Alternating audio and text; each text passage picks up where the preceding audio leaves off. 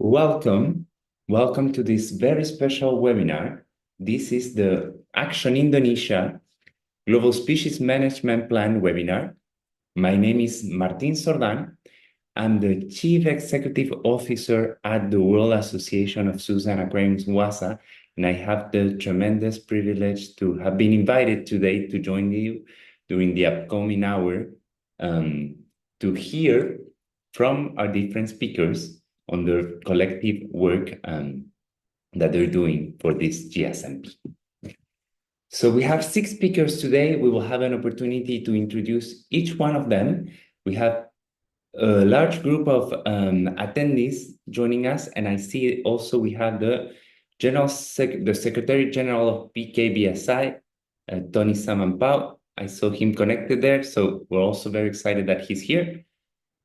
We will have the opportunity to ask questions. You will be able to enter your questions into the chat. You can enter those in English or in Bahasa Indonesian. We will be able to translate those as well. And once we have the opportunity to go to the questions and answers section, we will answer to those.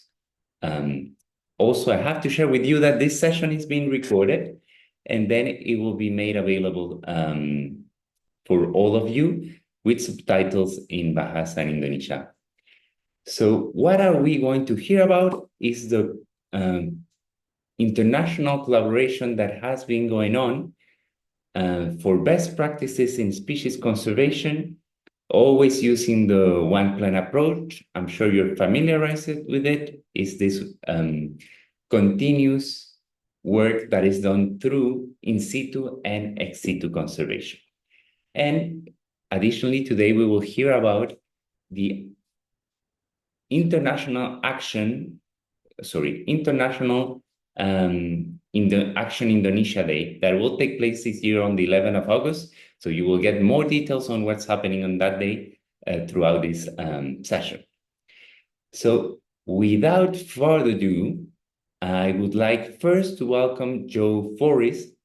Joe is the curator of large mammals at Audubon Zoo in New Orleans and serves as the AZA program leader and stat bookkeeper for Babirusa, as well as his work as convener for the Babirusa GSMP. Welcome, Joe. Hello.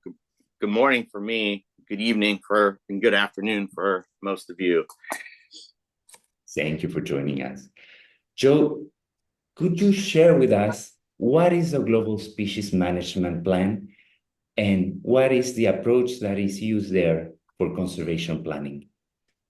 A global species management plan is a collaborative effort to work towards the better management, care, and ultimately survival of ex situ populations.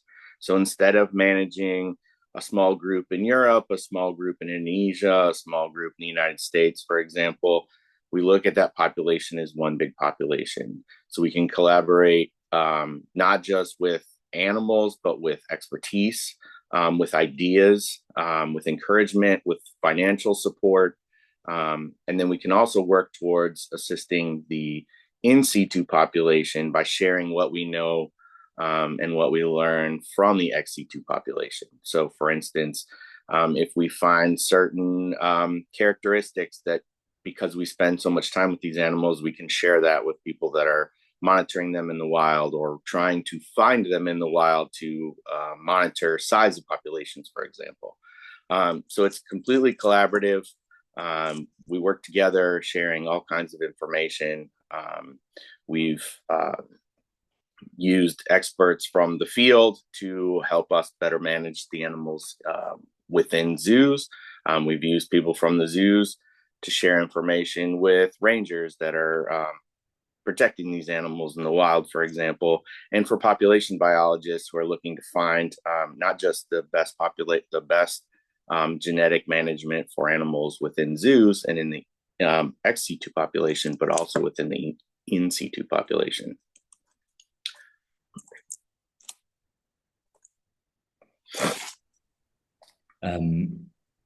So it's definitely about international collaboration, right? Yes, it is absolutely about international collaboration. It is the backbone of the GSMP. It is also the strength of the GSMP, because we get to work with colleagues from all over the world. And that strengthens the knowledge base for all of these species. It strengthens sort of the investment from all of the participating partners. And it is what ultimately will help these species survive, because no one population can do it alone. And it's sort of expanding the model. When we were managing populations regionally, we were still working collaboratively within that region. And now this takes sort of the barriers away, and we're looking at it as a whole. And the international collaboration is key. And without it, the GSMPs wouldn't survive, but also ultimately many of these species would not survive. Fantastic. And it sounds like a great opportunity to sort of share experiences from one part of the world to another and establish best practices. So seems like a good idea to work together collectively in developing best practices. Absolutely. We've already had successes on this front. We've done workshops with forestry department and rangers. We showed them how to get an Anoa into a crate, for example, and transport an animal. We've done workshops within zoos to share best practices from one region to another. We've talked about nutrition. We've talked about sharing expertise in how to raise awareness. The education working group, we have several working groups. And so we've tackled this on several fronts, and it's been really successful so far, and the successes will only increase with increased participation. Mm-hmm. And Joe, I can ask you one question. Could you share for you what has been probably the most significant benefit of working through a GSMP? So the two things that stand out to me is following up with colleagues in Indonesia, especially after our first few workshops. Mm-hmm. And so one of the rangers, he was in one of our workshops, and I went to see him, and he took us into the park to see Babirusa. And he said, yeah, that after that first workshop, so many of the things that we learned were implemented right away, and we saw instant gains from that. And we had colleagues from the United States, we had colleagues from Europe, and we had colleagues from Indonesia in those workshops. And then seeing Action Indonesia Day, which has also been a big success, is we have facilities all over the world, including in countries that aren't directly participating in the GSMP per se, but they're celebrating Action Indonesia Day, and where they're celebrating the 4 species that we focus on in Action Indonesia. And that's really cool to see, because there are people all over the world who may not have, when they woke up that morning, they may not have known what an Anoa was, or a Babirusa was, or a Banteng was, but now they do, and now they care about it because of what they learned through that collaboration. Excellent. Sounds very rewarding to actually see how some of those workshops sort of evolve into implementations or changes, and also celebrating something that is so meaningful for all of us in this group. Thank you, Joe. Next, I will invite Ivy Browser. Ivy is the AZA Sumatran Tiger Species Survival Program Vice Coordinator, and she's also part of the Sumatran Tiger Global Species Management Plan Husbandry Working Group. Ivy, a pleasure to have you here today. Thanks for having me. So we have a good question for you. So last fall, we know you were part of a tiger husbandry workshop that was developed as part of an effort, or a joint effort, between PKBSI, Zoo Miami, Point Defiance Zoo, and the London Zoo. This also, I think, included consultations visit to 4 different zoos. And our question is, what was the primary focus of these workshops and visit? And what do you feel was the biggest accomplishment that came from all getting together for this workshop? Yeah, so I think zookeeping practices and standards have continuously evolved to reflect our growing knowledge and regard for what great care and welfare is. The goal of this workshop and the site visits were to bring these concepts of what the current best practices in husbandry and training, enrichment, and safety, um, to continue to grow and expand these standards within the global community. So that was the primary focus for this particular visit. And I think that the big accomplishment that came from this trip was really getting everybody in that same room to share these ideas and the different successes that everybody's having.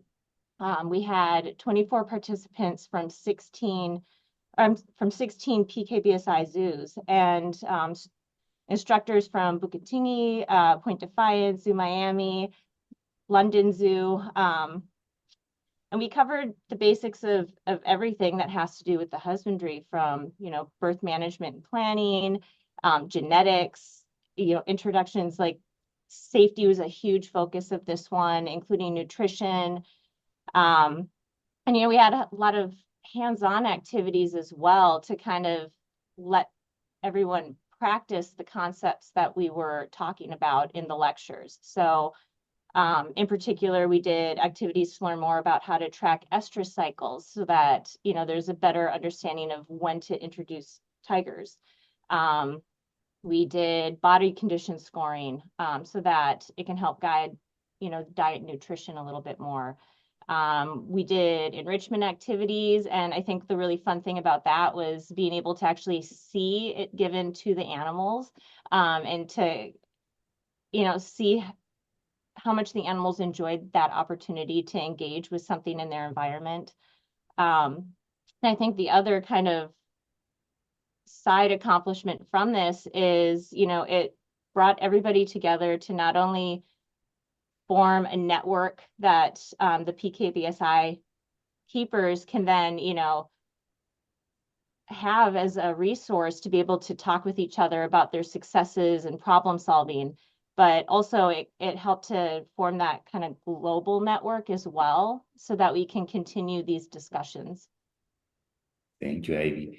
And similar to what Joe was saying in terms of perceiving some of the results of the workshops or the trainings in which he has been involved, have you been able to see what is some of the outcomes of the workshop? A little bit, yeah. We actually have a group WhatsApp that's continued to be an opportunity for some idea sharing. And a lot of the keepers have been sharing their successes in training and showing some of the fun enrichment that they've been offering to the animals as a result of this. And the other thing, sometimes that WhatsApp group's been used to bring up, problem solving questions that people have, so everyone can kind of chime in and help work through some of the issues that have popped up within the population. Okay. And what can we expect next in terms of continuing that collaboration in terms of best practices? Yeah, so we I know that there's been discussions about having further, workshops or webinars to, continue these conversations and keep kind of that participation going within the community. As far as when that will happen, I don't think that we've, those discussions still need to happen, and we haven't had a meeting for a little while, so I'm sure that we're due to, continue to talk about that. But we're just going to keep going with finding out what topics it is that everybody wants to focus on, and then bringing together the people with those experiences to continue to have those webinars and the site visits and the workshops. So I don't know what the next one will be focused on. Maybe Mia can fill us in on what topics they want covered, but that is the idea, is to just keep going with what we've been doing and continue to build those collaborations. Yeah.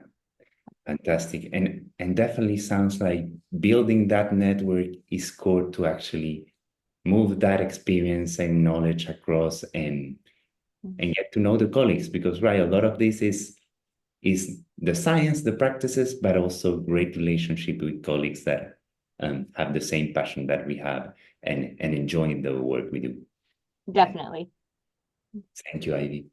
So just as Ivy was suggesting, we will now introduce Mia. She is the Population Management Coordinator for the GSMP PKBSI Population Management Coordinator as well, to find out what is the one plan approach and how it's taken within a GSMP, and maybe she can also answer to Ivy's question. Mia, please. Thank you for joining us. Yeah, thanks for having me also, Martin. So yes. Yeah, go ahead. Sorry.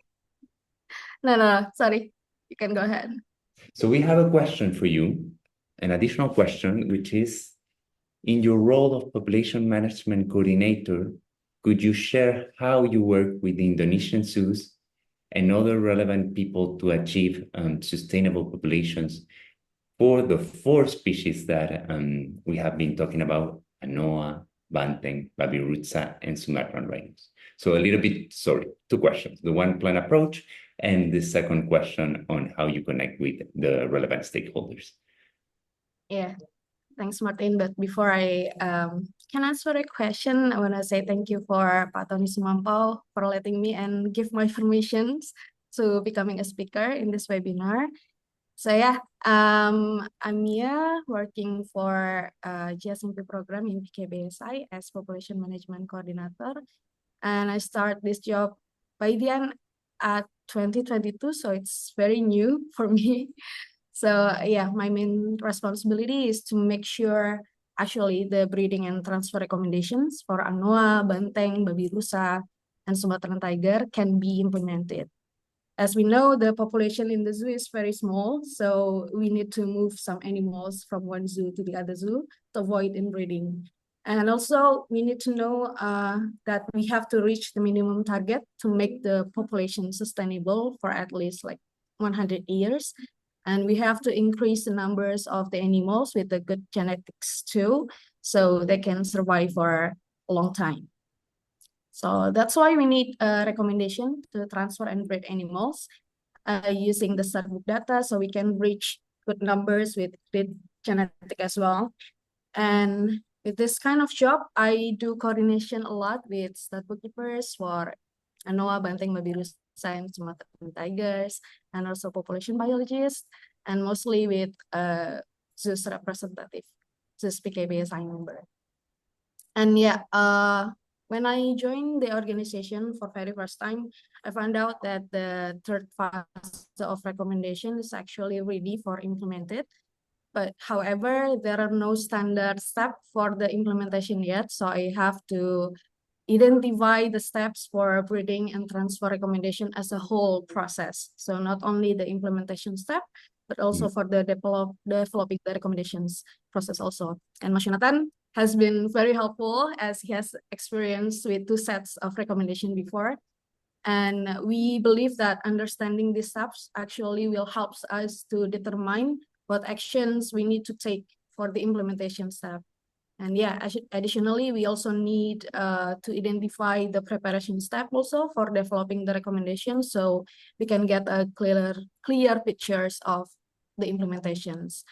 And we have identified that lots of stakeholders actually involved in the development and implementation of the recommendation. So it's not only PKBSI as an association, but also the members of our zoos, startbook keepers, population biologists, and along with the Ministry of Environmental and Forestry also. So there's a lot of stakeholders join in these recommendations.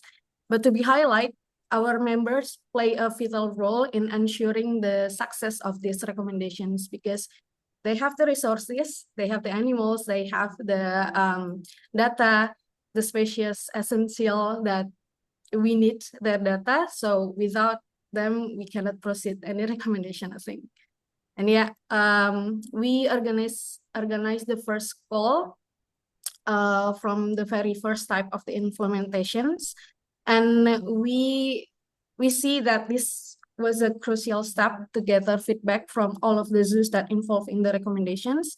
And we aim to understand their preparations and what's the needs of the implementations.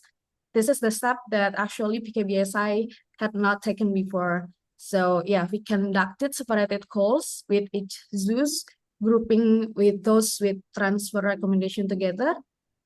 We aim to make like a comfortable situations from both zoos that have a transfer recommendations.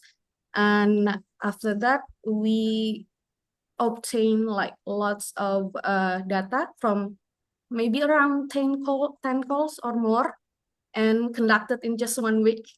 And we see that that is extremely valuable because we can uncovering something that we not know before. And yeah, this is very essential for identifying the possible problems and enables us also to create the effective solutions to ensure smooth implementations. So, yeah. Thank you, Mia. And I understand that the fourth set of breeding and transformation and transfer recommendations were developed in a recent workshop. Is this right? Yeah. Yeah, right. So if we consider that experience, how did you see that particular workshop process, and what was the result of involving all of these stakeholders? Yeah, so I can say the workshop was very successful. It's because all of the parties that involved were joined actively, excited for the workshop. But yeah, we need maybe around 5 months to prepare the workshop. So it started from January, and we took many steps before for the workshop happen. So the first one, we have developed a wants and need questionnaire for each species.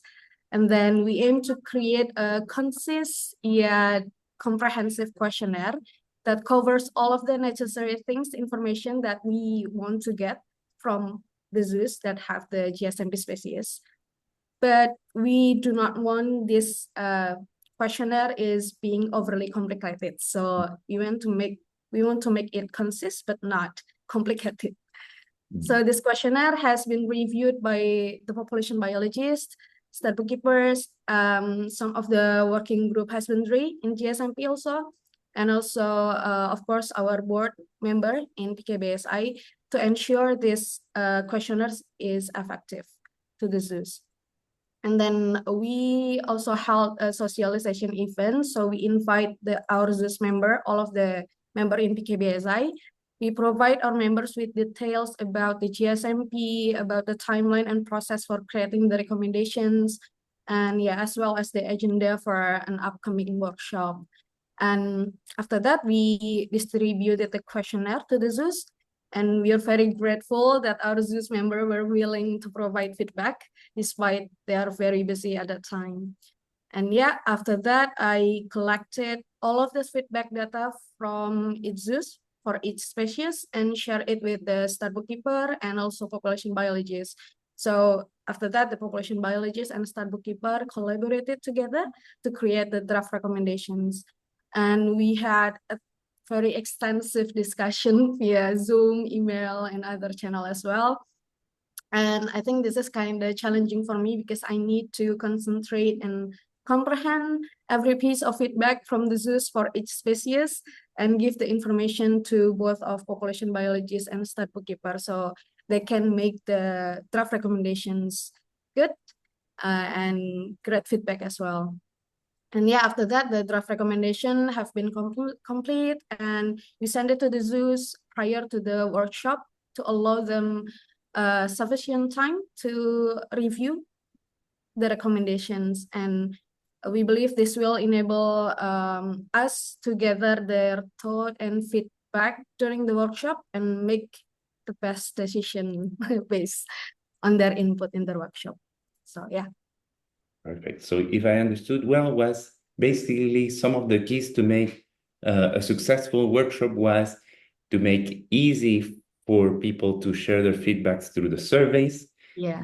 Make sure there's some social event or social interaction that allowed people to feel comfortable, and of course sharing that feedback back to them in sort of an analyzed way so they can make the best use of it. Yeah, right.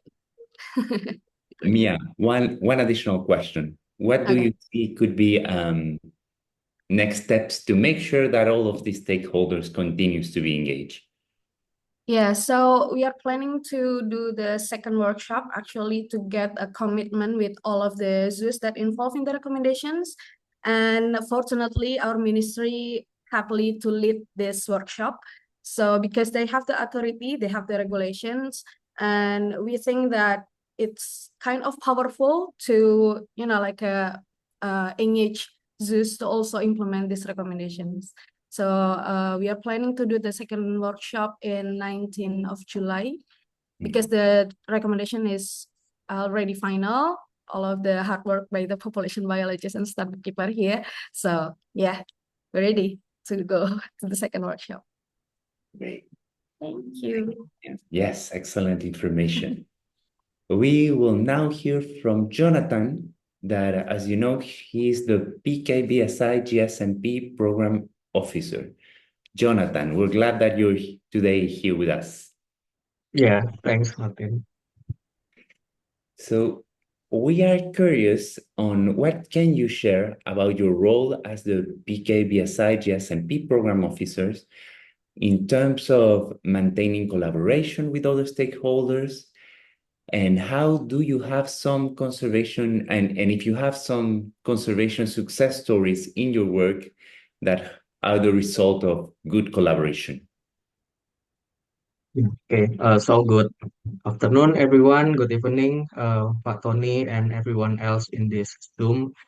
So, yeah, I'm Jonathan as the program officer for the PKBSI GSMP program, and as Martin mentioned, actually my role in this program is mainly to support the communication of all people, of all experts across working group that involved in this program. So we have international and Indonesian expert in this program.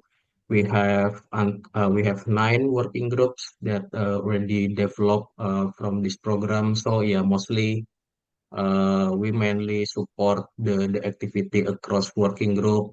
They have discussed, they have propose and plan some activities, some of the program for the next few years after the workshop.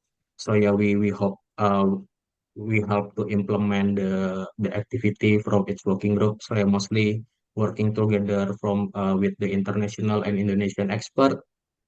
So maybe it's more focused to help the coordination and moving forward the activities mostly in Indonesia, which is yeah mainly the base where the program happening at the moment. So we have aim to achieve the goals. We already have the program for this GSMP goals. So it's very important. I think it's very important to have a good collaboration among stakeholders because I believe that conservation will not be successful if we only work on our own.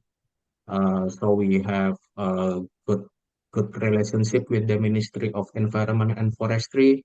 As Mia mentioned, this ministry is the management authority of wildlife in Indonesia. So we have to make sure that all activities in this program, in this GSMP program, is in line with our government program and the goals. Also to support the implementation of the strategic conservation plan from the government. So it's all about progressing towards the sustainability of the species, which is Anoa, Banteng, Babirusa, and Sumatran Tiger. So yeah, hopefully from this program, we can increase the population with the good genetic and healthy sustainable population.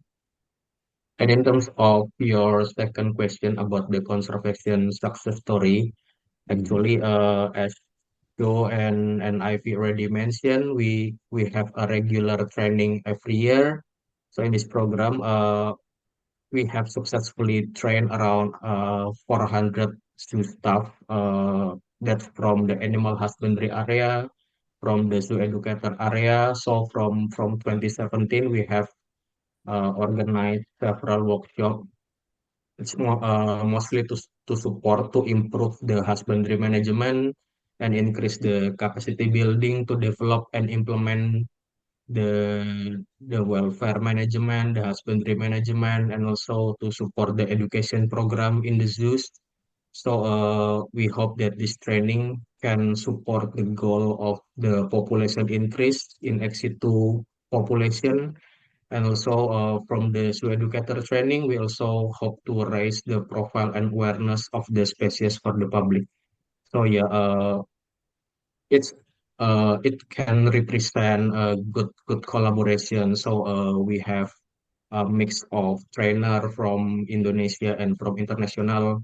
They share their knowledge, they share their expertise, experience in the training. So it's a mix of information from the youth expert in this program that it can be helpful information for our members in Indonesia. So yeah, learning about the husbandry practice in other region in another zoos in Indonesia, and learning about the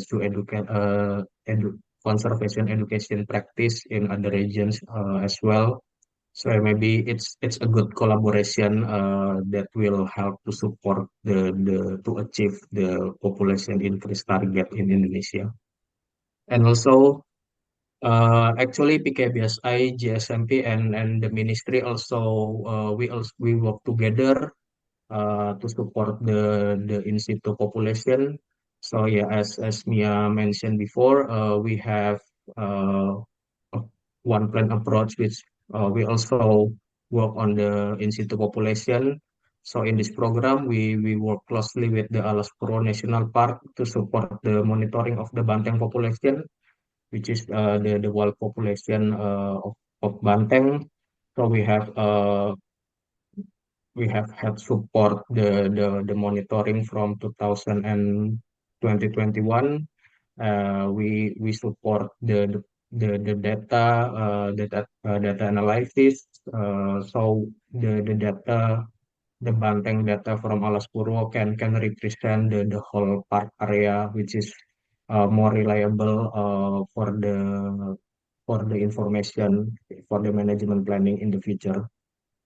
And we also work closely with the Hasanuddin University in South Sulawesi to support the monitoring of Anoa and Babirusa in Faruhum Pernai Nature Reserve in South Sulawesi.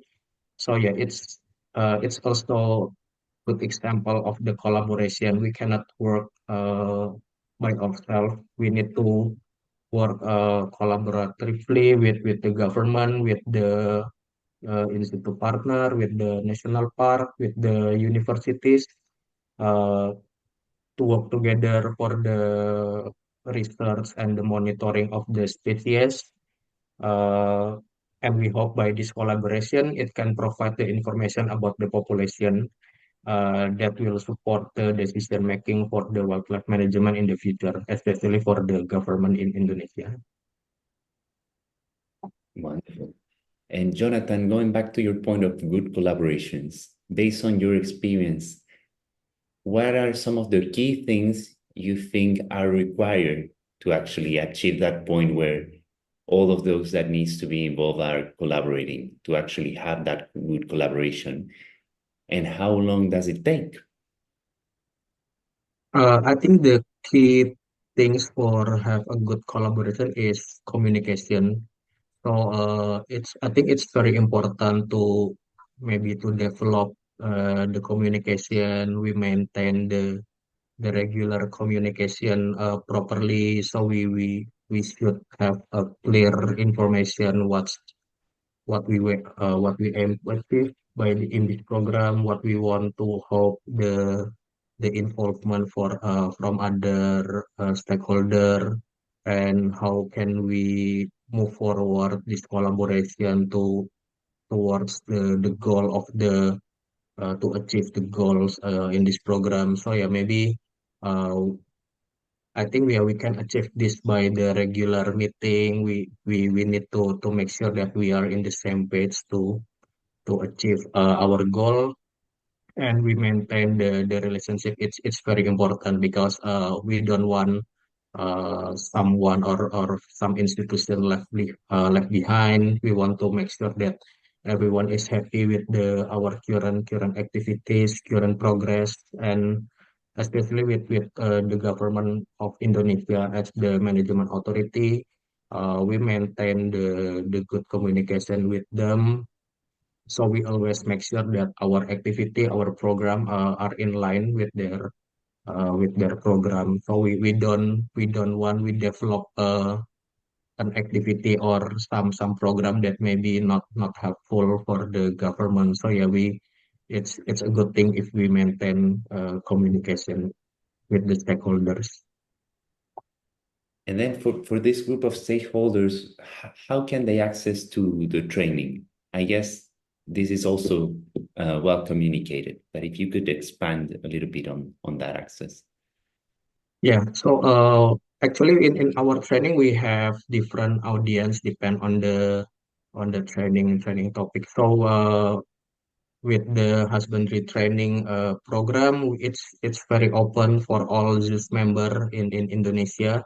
So we always encourage all of them to join because maybe it's a good thing to have the mix of knowledge experience from Indonesia and international, and training for the zoo educator, which mainly target the zoo educator Indonesia, but not only the zoo audience. We sometimes we also have training for the forestry officer. We have this training in 2017 where we developed the training for about Anoa and Babirusa rescue. So the participant is the forestry officer, which is the local forestry officer under the ministry. We did this training in of our one of our member in South Sulawesi. So we invite all the park office, forestry office to train them how we can do the animal handling, animal restraint that may be safe for the animal and for the people itself. So I mean, yeah, it will depend on the training topic that we develop. Last year we also organize a training for the park staff in Java that holds Banteng in that area. So we will currently have the program for about the Banteng population management, meta population management, where we want to do the sample collection from the wild Banteng, and we train the park staff, the field park staff that they will do the sample collection. So we want to make sure that all the process or the training is helpful for the participant, and maybe have the clear output for them to implement the activity, to support the activity. So definitely it sounds like there's plenty of opportunities to engage with training and follow up on priorities for the GSMP through those, which I think is just amazing. Thank you, Jonathan, for sharing all of that experience from the field. We appreciate it. Now we will hear from a different place in the world. So our next speaker will be John Andrew. He's the Assistant Director of the AZA Population Management Center at Lincoln Park Zoo. Hello, John. I think it's your morning. Yes, very early morning for me. Thank you for having me. Pleasure. So we have a question for you, and it's related to the Anoa GSMP. The question is, how has the collaboration evolved in this GSMP over time from the start to the most recent workshops in Jakarta? And how has this helped you, particularly with the population management or conservation of the Anoa? Great question. Thank you for that. So I've been involved with the Anoa GSMP now since about 2016. And so I've seen it kind of grow and become more successful over that long time period. Speaking for my experience, I think what's made me successful for the population management is truly developing strong relationships with the Indonesian colleagues and the stump keepers, and building that up from the beginning has led to kind of growing successes and more successes over the years. Some examples would be, when we first started, we didn't really know much about Indonesian zoos and how they worked. I didn't know the people very well. And so we had to really establish a good relationship with each other and understand communicating with each other, and come up with ways to do that well. And what we've seen is once we were able to kind of establish those relationships, we're able to be more efficient and more effective. We're able to bring in more stakeholders and really see more cooperation and ultimately achieve more successes through time. And I say what we've accomplished now is a pretty good streamlined communication for collecting updated information from the zoos, being able to collaborate with the wild population managers as well, and trying to bring management of the populations together across the zoo and the wild animals. And then for me, I think from the beginning to now, we've had a few different workshops, and I've definitely seen some differences in the workshops that we've had. In the first couple of workshops, we did have a lot of attendees, and they were mostly zoo officials, but I think then it was still very new. I think this was 2017, 2018. And, people didn't really know much about it, and there maybe were a little hesitant to get involved, or didn't know how to get involved or what success meant, because we all had to decide that together. And then looking at the most recent workshop, we actually had really strong communicative meetings with zoos who are holding Anoa in Indonesia. And I also saw a lot more engagement of various other groups that we might not have had as much attendance from in previous workshops. Our collaborations with government officials and government colleagues has been growing quite a bit, which will lead to some interesting new developments for data sharing. And then I've also noticed that we're able to collaborate more effectively now across other working groups in the GSMP.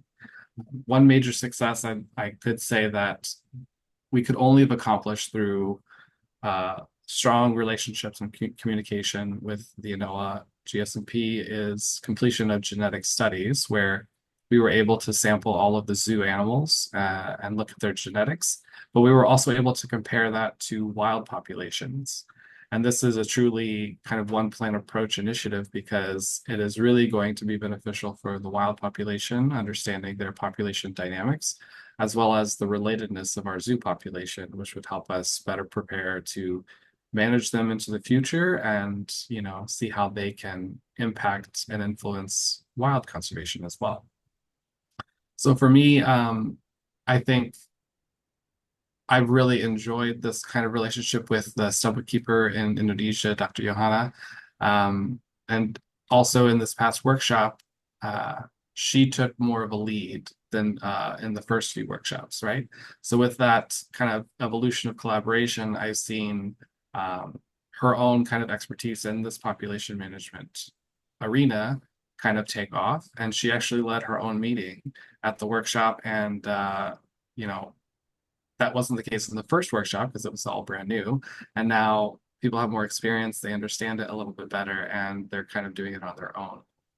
So I think that's some of the most valuable outcomes for the Anoa group so far. But there's a lot more coming down the way. Thank you, John. And we're starting to get the first questions on the chat. Please continue to include questions there. We will ask the speaker as we get towards the end of the session. But back to John, thank you for sharing what I think are almost 7-8 years of experience getting involved in the GSMP. So I will have a sort of daunting question. So Oh, it has been your experience for the past few years. What would success look like for you in 7, 8 years into the future? What would satisfy you if you look into the work that's being done? 7 or 8 years into the future, I would like to see, I think what we're going to see is a much more engagement and excitement about fulfilling some of these zoo recommendations to move animals and to breed. I see a lot more investment in PKBSI zoos to work with the GSMP to help manage these populations, but also I see that growing in their own understanding to help manage other species. And then I think on the conservation front, with some of the research that has been done recently, collaborating with various groups, I think that we'll be able to integrate some of that to improve genetic management of the zoo animals, but also help us kind of influence some of the wild conservation efforts that are going on. You know, making plans and trying to conserve these wild populations, it's only going to be helped by understanding maybe some of their species questions or their genetics or their natural behaviors better. And so I think the continued back and forth between those two groups is going to hopefully lead to population growth in the wild and more conservation efforts for them.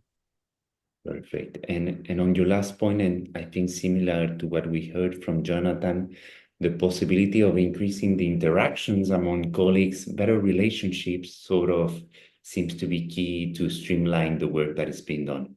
Yeah. Thank you, John, very much for that. And now I would like to introduce Julia Klum. She's the graphics manager at Zoo Miami. Julia, we're very glad that you're here today. It's an honor to be here. Thank you. Of course. And we want to ask you a bit on the AZA SAFE program for Action Indonesia. So we're interested in knowing what is the purpose of the AZA SAFE for Action Indonesia, and how does the Action Indonesia SAFE plan coordinate with the larger GSMP, the global program? Absolutely. Action Indonesia has always been a huge part of kind of what we do at Zoo Miami. I'm the graphics manager here, but I'm also the conservation action specialist for Action Indonesia. And so I kind of manage the program for Zoo Miami and the purpose that we do here. And first, I think let's understand SAFE a little bit. SAFE is an AZA program. It's called Saving Animals from Extinction. So it's an acronym for Saving Animals from Extinction. And the purpose of that program within AZA is to align AZA institutions with conservation organizations that are doing in situ conservation. And so our AZA SAFE for Action Indonesia is intended to be a support arm within the Association of Zoos and Aquariums in the United States to gain more support and collaboration for awareness, participation with the GSMP from AZA Zoos. So we're in the process right now of finalizing the application that we're going to submit for our the 3 ungulate species in Action Indonesia: Babirusa, Banteng, and Anoa. And then we'll be writing our master plan for the next 3 years for that SAFE program. And so our collaboration with the GSMP for the SAFE, it's all about collaboration. How do we bring AZA zoos together to greater support the larger GSMP? So most of the program partners that make up the SAFE are already working with the GSMP in various different ways in different working groups. But our intention is to embed even further into existing working groups and work more in collaboration in order to collaborate with the GSMP, with the larger AZA community on a larger scale, and share knowledge and resources throughout the globe. The SAFE will mostly function as an awareness and a financial support entity for the GSMP, and increase holdings within AZA as well to better be able to support that breeding and transfer plan for all 3 of those ungulate species. And it's to gain traction within AZA for larger participation within the United States and increase our funding through AZA. The SAFE allows us access to AZA funding to support the GSMP in ways that we would be able to increase the participation and funding support through AZA on the US side for organizations. Thank you, Julia. It's wonderful to see that progressing in the AZA community and seeing the program becoming more alive, getting more engagement. Do you expect to see more zoos getting interested into the SAFE program? I do. We have 6 zoos right now as part of our program partners, but we would like to grow that obviously within the AZA community. We have a lot of AZA zoos that participate in Action Indonesia Day. On August 11th will be our 6th annual Action Indonesia Day across the globe. And we've seen increasing support from AZA, we've seen increasing support from IAZA, and we have an amazing support from Indonesia, which is amazing to see as well. And then, like Joe said, we've had organizations involved from places like Australia and areas that are not necessarily working with the GSMP right now, but it gains more and more traction every year. I think last year we had 40 institutions that participated in Action Indonesia Day. And our hope is just to increase that support year over year. I very much look forward to see what the Action Indonesia Day will be this upcoming 11 August, and I'm sure it will gather more and more people year after year. Thank you very much, Julia. So now we would like to ask Mr. Tony Samampao if he could share a bit about BKBSI role in the context of the Global Species Management Program plans.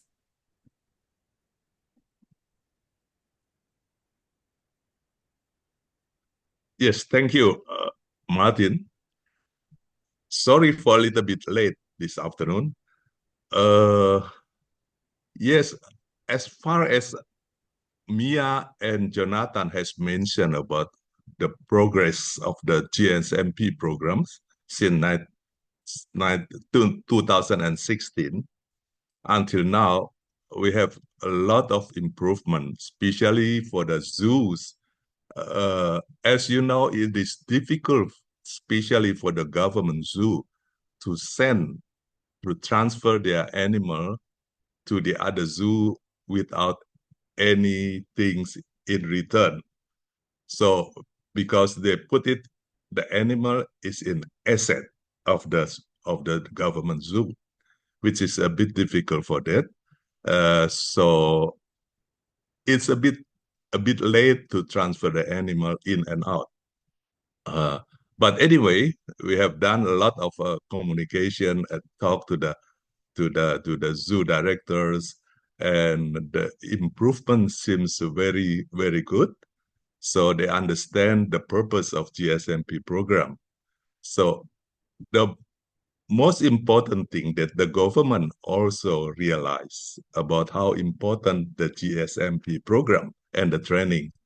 So during August, there's 30 of wildlife rescue unit from the forestry are coming to the zoo to have training how for them to rescue the Sulawesi species of animal, like Babirusa, Anoa, and bird species and reptile. So they all will come to a zoo for training. This is a very good opportunity for them and also for us.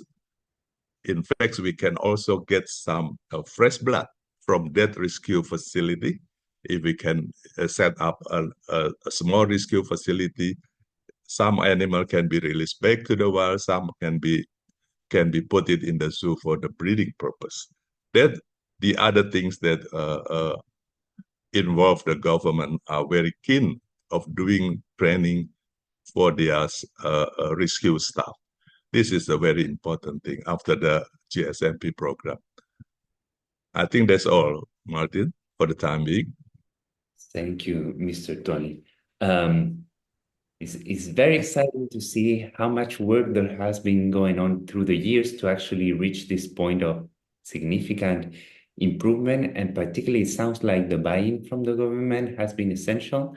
And to me, it sounds like you have built a very credible and reputable initiative. So congratulations.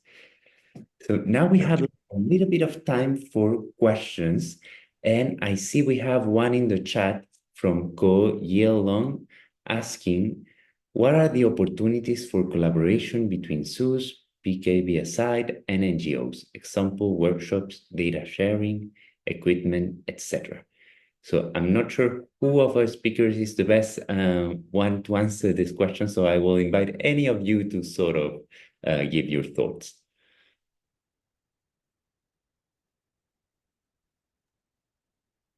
Go ahead, Julia.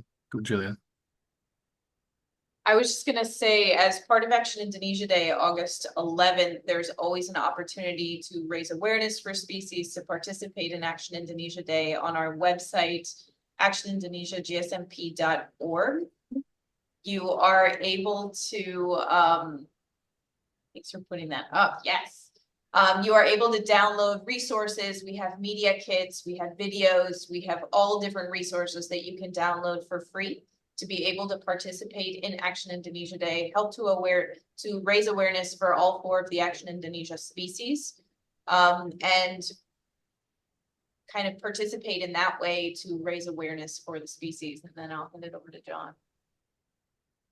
Yeah, and I just wanted to give an example that I didn't work on personally, but I know of is, there are several NGOs in different capacities for conservation of these species, but I know on Sulawesi in the past there have been some kind of conservation education NGOs, and we have a separate working group of people in these GSMPs that specialize in education, many members from IAZA, AZA, and then incorporating members from PKBSI, and they have helped with providing information, providing packets, helping develop kind of curriculum.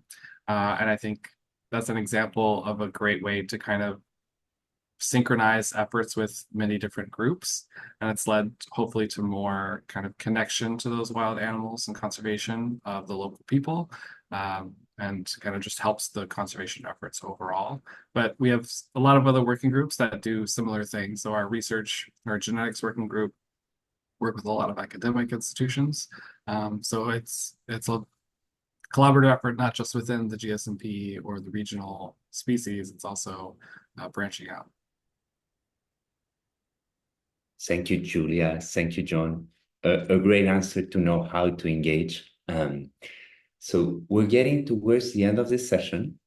I need to thank all of our speakers, all of those who are viewing this, and also all of those involved in coordinating this webinar and making it possible to share this valuable information and experiences. As you're seeing on the screen, and as Julia and John insisted, I need to stress the Action Indonesia Day coming in 11 August. You have plenty of ways to engage. They have prepared a bunch of communications assets you can use. You just have to go to the link to the website, actionindonesiagsmp.org, or email them at actionindonesiagsmp@gmail.com. We are looking forward to see how you will be celebrating that day, and make sure to post that online so the team can track that. It has been my pleasure to spend this hour with you, and truly a privilege. I look forward to see what will be the work of Action Indonesia in the upcoming month, and continue on celebrating this good work. Have a great day. Have a great night. Thank you very, very much. Thank you, everybody. Thank you very much. Thank you.